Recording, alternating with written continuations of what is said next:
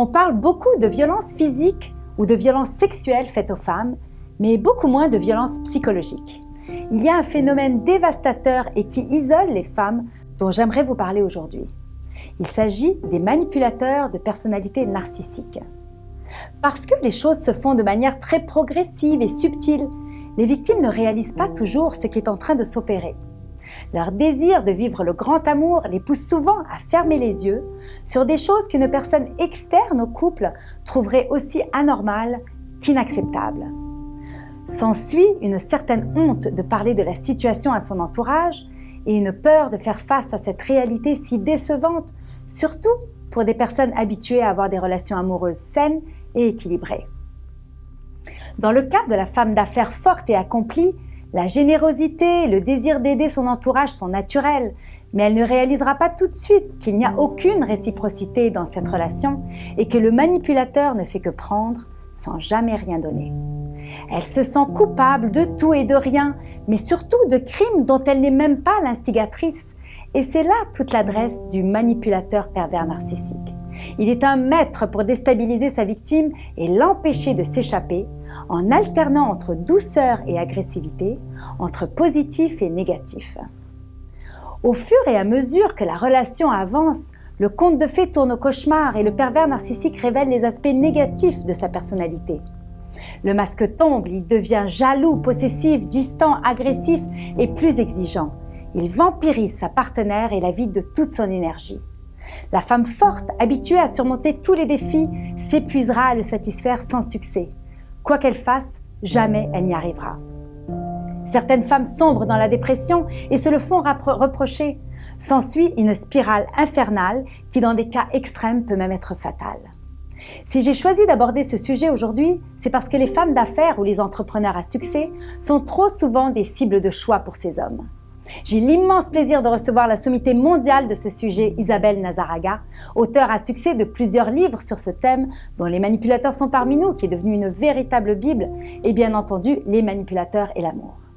Ensemble, nous allons parler des raisons pour lesquelles les femmes avec des personnalités fortes et enjouées et les femmes à succès sont des cibles de choix. Nous parlerons également des signes qui permettent d'identifier les manipulateurs de personnalité narcissique et finalement des manières de s'en sortir. Isabelle Nazaraga, bonjour. Bonjour. Merci d'être là. Avec plaisir. Alors pourquoi est-ce que les femmes dites fortes sont également la proie en amour des manipulateurs? Oui, alors ça peut étonner, je dirais, l'entourage parce qu'on pense que ces femmes-là ont beaucoup d'atouts qui permettraient de ne pas se faire avoir, on va dire. Mais en fait, il y a plusieurs réponses, je vous en donnerai que quelques-unes.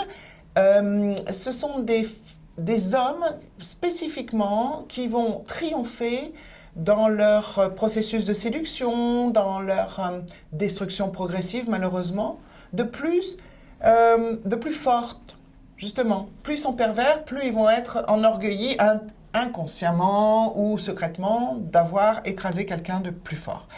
Je dirais que la deuxième raison, c'est que ces femmes ont des attributs qui attirent davantage ces hommes-là. Pourquoi ? Parce que en fait, elles présentent bien, elles sont bonnes, je dirais, elles ont une bonne apparence en société et ça les valorise aussi. Je dirais que la troisième réponse, elle est aussi fort importante, c'est que ces femmes-là ont des qualités très précises. La femme d'affaires, la femme directrice, l'entrepreneur, celles qui ont du leadership, elles sont courageuses, persévérantes, organisées, prévoyantes. Elles font pas demi-tour face aux difficultés. Elles affrontent, elles veulent trouver des solutions. Qu'est-ce qu'il y a d'autre ? Elles sont positives, elles sont optimistes. Elles sont pleines d'énergie, en fait. Alors, est-ce que le côté sombre du manipulateur peut être attiré par l'énergie de ces femmes ? Et même, il va être attiré par sa générosité. Le fait qu'elle s'assume financièrement, et ça a beaucoup d'importance. Elle est assumée, elle est autonome, elle est souvent aisée, d'ailleurs, financièrement. On a le fait qu'elle est fidèle, elle est efficace, elle est généreuse. Et là, il va absorber ces qualités-là, absolument. cette femme a l'habitude de donner, mais là, elle donne trop. Elle donne trop et est-ce qu'elle a tendance à tellement croire en sa capacité de changer les choses autour d'elle qu'elle va vouloir à tout prix rester pour sortir cet homme de cette situation qu'elle pense temporaire? Oui, et ça fait partie de ses croyances inconscientes. Et je pense qu'on ne pourra pas changer le manipulateur, c'est pas que je pense, c'est que c'est prouvé, on ne peut pas le changer. Par contre, malgré sa puissance de destruction progressive et subtile souvent, la femme peut quand même sortir de là en modifiant ses propres croyances, en modifiant ses propres convictions. Et je dirais que c'est le premier pas vers la sortie. Est-ce qu'il y a des croyances, des convictions qui rentrent en jeu et qu'il faudrait peut-être examiner pour pouvoir s'en sortir? C'est très important de les examiner. C'est très important de faire un retour sur soi, même si on sait que l'autre est un destructeur ou si on comprend progressivement que c'est quelqu'un qui va vous mettre en bas. Parmi ces croyances, je vais vous en résumer quelques-unes. La première peut vous surprendre parce que le proverbe dit l'inverse. Là, l'idée, c'est l'habit fait le moine. Alors, ça veut dire quoi? Ça veut dire que le manipulateur se présente merveilleusement bien au niveau vestimentaire, au niveau matériel, sa montre, sa voiture. Et puis, il a les comportements qui plaisent aux femmes. Ça, c'est l'idée que quand quelqu'un est aussi parfait, il ne faudra pas le louper non plus. Il ne faut pas le décevoir. Ça serait la deuxième conviction. L'idée que, pour une fois aussi, que quelqu'un me veut dans sa vie, on ne va pas le lâcher, on ne va pas le laisser partir. Ouais, l'occasion ne se représentera peut-être pas. Exactement. La croyance que quand on est fort, d'ailleurs ça peut être dit par des parents, des mères, des grands-mères, de l'entourage, tu fais peur aux hommes. Ça dépend des hommes. Mais en tout cas, le manipulateur, vous ne leur faites pas peur du tout. Et plus ils sont pervers, et plus, au contraire, ils vont, comme je le disais autrefois, c'est quelqu'un qui va chercher la force. Ils vont être attirés. Ils vont être particulièrement attirés. Il y a autre chose, c'est que le manipulateur fait en sorte de vous ressembler. C'est-à-dire que lorsqu'on se rencontre, et si vous dites que vous aimez le football, mais lui, il adore le football. Alors qu'en fait, on s'aperçoit plus tard qu'il ne regarde pas plus un match que votre esthéticienne, quoi. Donc, en fait, il y a aussi l'idée que, comme on se ressemble, ça ne peut pas être un hasard. Il y a quelque chose à vivre ensemble. On a le fait que vivre en solo, pour beaucoup de femmes, c'est un constat d'échec. Et je ne veux pas vieillir seule. C'est pas concevable. Une autre chose beaucoup plus subtile à détecter, c'est l'idée que la routine est ennuyeuse. Et que plus on vit intensément des émotions, et vous en aurez des émotions, d'abord positives, et très rapidement, en quelques mois, très négatives. Mais quelque part, c'est un challenge, un défi que la femme d'affaires, la femme au leadership fort a, je dirais, quotidiennement. Donc, ça ne lui fait pas peur, les émotions. Et puis, quand ça vire au négatif, l'idée que dans les moments de relation ou de communication difficiles, ça va passer. Ça va redevenir comme avant. Gros piège, parce que le avant était faux. C'est un masque. C'est un masque. Ben oui. Je vous en donne deux autres. L'idée que on peut soigner tous les déséquilibres de l'autre par l'amour, la patience et la communication. Erreur. Quand un déséquilibre touche une pathologie de personnalité, vous pouvez faire tout ce que vous voulez, vous ne le changerez pas. Et puis l'autre, je dirais la dernière, c'est quand on persévère face aux difficultés, on trouve toujours une solution. Non. Voilà. Et est-ce que le manipulateur qui a l'habitude de toujours prendre sans donner se retrouve dans une situation où il est heureux d'avoir une femme qui, elle, a l'habitude de tellement donner parce qu'elle a justement cette générosité dans sa vie habituellement? Oui, et elle ne s'en rend pas compte, puisqu'elle a l'habitude de donner et que les personnes autour d'elle apprécient et donnent aussi. Voilà. Mais elle va mettre des mois, voire des années avant de piger que... justement, par rapport à la croyance, l'idée qu'on ne peut pas vivre seul ou je ne peux pas vivre sans lui, alors qu'en fait, ça fait des années qu'on vit ensemble, mais qu'on fait tout. Voilà, et elle elle réalisera à un moment donné qu'il n'y a pas de réciprocité. Oui, tout à fait. Voilà. Et c'est ce qui peut être peut-être un élément déclencheur d'une réflexion pour se remettre en question. Et d'action. Et d'action. Quels sont les signes qui ne trompent pas quand on est en amour avec un manipulateur qui a une personnalité narcissique? Oui. Alors effectivement, c'est important de les connaître. Vous allez être étonné de constater qu'en quelques mois, voire même en moins de 3 mois, il demande à vivre avec vous.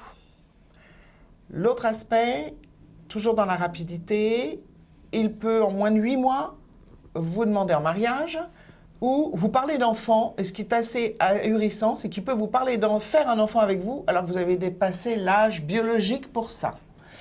Il vous déclare qu'il n'a jamais rencontré une femme comme vous. Alors ça flatte votre ego, hein, donc évidemment, on ne capte pas que c'est une manière stéréotypée de vous accrocher. Il vous complimente beaucoup, il vous admire, puis en fait vous êtes admirable, donc pourquoi pas? On y croit. On y croit. Ah, il y a une chose que j'ai remarqué, c'est qu'il peut vous complimenter sur des aspects qui ne sont pas vrais, qui ne sont pas légitimes. Et ça doit vous mettre la puce à l'oreille. Hein, donc, votre ego, mettez-le un petit peu de côté. Le fait d'être flatté, d'accord, mais le compliment peut être un moyen de vous rendre encore plus, je dirais, éblouissante. Et ça passe. Plus vulnérable aussi, parce qu'on veut y croire. Donc, vulnérable, effectivement. Donc, faites attention lorsque le compliment n'est pas très juste. Il dit ne vouloir vivre qu'avec vous et ne vouloir passer son temps qu'avec vous. Ça, c'est un problème parce qu'on arrive à un progressif changement du fait que votre entourage est de moins en moins présent. Ça peut être la famille, les amis, ils vous isolent. Vous pouvez même croire que vous aussi, vous le souhaitez pour être ensemble. C'est un piège. Il s'immisce dans vos affaires financières. Alors là, alerte. Il voudrait avoir vos codes pour divers prétextes. Tiens, je peux prendre ta carte de crédit, là, c'est parce que, comme tu n'as pas le temps, je pourrais, moi, aller chercher telle affaire. Donne-moi ton code. Il s'immisce dans vos affaires professionnelles aussi. Il a envie de travailler presque avec vous. En fait, une fois que la relation est stabilisée, les reproches arrivent. Et c'est la deuxième phase. Le masque tombe. Ses comportements sont de moins en moins respectueux. Il peut vous traiter de folle. Je ne donne pas les autres gros mots, mais oui. Ça peut arriver. Vous doutez aussi, ça c'est un effet intérieur, vous doutez de vos capacités, de vos compétences, vous vous trouvez stupide, vous vous trouvez nul, laide. Ça, c'est vraiment un signe de l'urgence. Vous vous culpabilisez pour des broutilles, alors qu'avant vous ne vous culpabilisiez pas plus que ça. En plus, il n'y a pas de crime imaginaire non plus. Bon, vous vous sentez étrangement moins bien. C'est-à-dire qu'avant, vous étiez pleine de vie et là, vous avez de moins en moins d'énergie. Vous êtes de plus en plus fatigué. Vous avez de l'anxiété. Il y a des phases de tristesse que vous ne connaissiez pas avant. Parfois, vos amis peuvent vous refléter ça. Tiens, tu changes.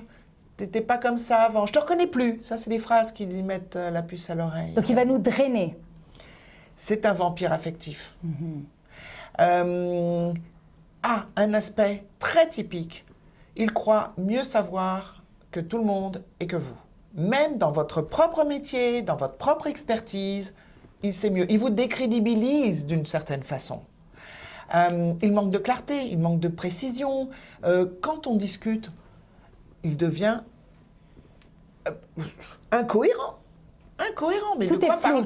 Oui, mais en plus, c'est pas logique. Et de la pseudo-logique, c'est faux. Il est absurde.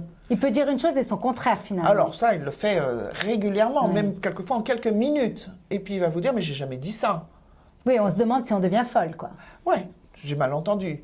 Ouais, alors du coup, quand on est très carré, on peut aller à la guerre. C'est-à-dire qu'on peut dire, mais si, tu l'as dit, tu as même dit A, B, C. Donc, ces conversations qui deviennent absurdes, finalement. On tourne en rond. Les arguments qu'il propose sont des arguments ahurissants. Ça crée un conflit. Vous voulez en discuter, vous voulez chercher une réponse logique, rationnelle. Donc, vous vous disputez. Ça aussi, c'est un signe. c'est qu'on n'en finit pas des disputes. Ça peut durer des heures, des nuits même, des parties de nuit. Pour continuer sur les signes qui ne trompent pas, il diabolise ses ex. Ah. Et ça peut être pas mal dans les choses à faire. Si on a l'occasion d'avoir le contact d'une de ses ex ou de son ex-femme, c'est de demander qu'est-ce qui se passait. Ça, c'est quand on commence à gravement douter. C'est un profiteur. Sur le plan financier, sur le plan de vos facilités de contact, etc. Pour terminer, je dirais que vous réalisez un jour qu'il a été un sacré caméléon pour pouvoir s'adapter à vos goûts et à vos loisirs. Alors, comment on fait pour se sortir d'une situation pareille? Alors, déjà, il faut être au courant. Et ce qu'on vient de se dire, c'est important de l'avoir en tête. Ensuite, je dirais, arrêtez de donner vos codes confidentiels, vos mots de passe. Ne lui permettez pas l'accès à vos contacts téléphoniques. Ne lui permettez pas l'accès à votre téléphone cellulaire. Oui.